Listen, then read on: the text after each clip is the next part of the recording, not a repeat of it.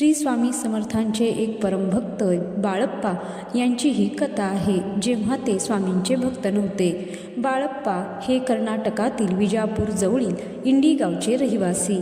ते अत्यंत धार्मिक वृत्तीचे असले तरी सुरुवातीला त्यांचा कोणत्याही संतांवर विशेष विश्वास नव्हता.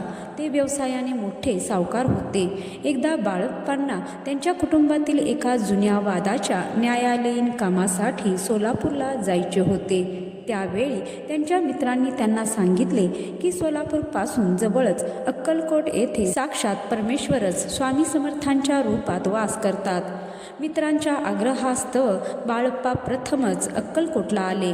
बाळप्पा महाराजांनी पाहिलं की एक भव्य आणि तेजपुंज व्यक्ती सिंहासनावर बसलेली आहे. तेच स्वामी समर्थ. बाळप्पांनी स्वामींना आदरपूर्वक नमस्कार केला.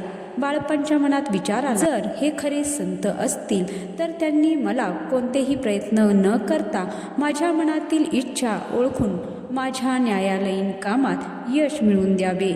बाळप्पांनी हा विचार मनात आणताच स्वामींनी त्यांच्याकडे पाहिले आणि एकदम मोठ्या आवाजात ओरडले, अरे, तू कशासाठी आला आहेस हे मला माहीत आहे. जा, त्या कोर्टाचं काम तुझा भाऊ करेल. तू इथे बसून माझी सेवा कर आणि जर तू ते काम केलं नाहीस तर तुझ्या कोर्टाच्या कामाचे कागदपत्र फाटून जातील. स्वामींचे हे शब्द ऐकून बाळप्पा क्षणभर स्तब्ध झाले.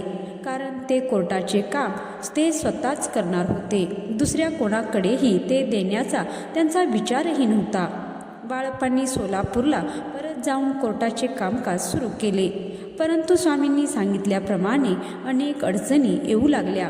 त्यांच्या कामाची योग्य दिशेने प्रगती होत नव्हती. तेव्हा त्यांना स्वामींच्या शब्दांची आठवण झाली. नाईलाजाने त्यांनी कोर्टाचं काम त्यांच्या धाकट्या भावाकडे सोपवले आणि स्वतः अक्कलकोटला परत आले. आणि आश्चर्य म्हणजे त्यांच्या भावाने तेच काम अगदी सहज आणि यशस्वीरित्या पूर्ण केले. बाळप्पांनी हे पाहिले तेव्हा त्यांना साक्षात्कार झाला की स्वामी हे साक्षात त्रिकालज्ञानी आणि परमेश्वरच आहेत. स्वामींनी त्यांना केवळ त्यांच्या मनातील विचारच ओळखून सांगितले नाहीत, भविष्यात होणाऱ्या घटनांची कल्पना देऊन योग्य मार्गही दाखवला. या चमत्काराने बाळप्पांचा अहंकार आणि संशय पूर्णपणे नष्ट झाला.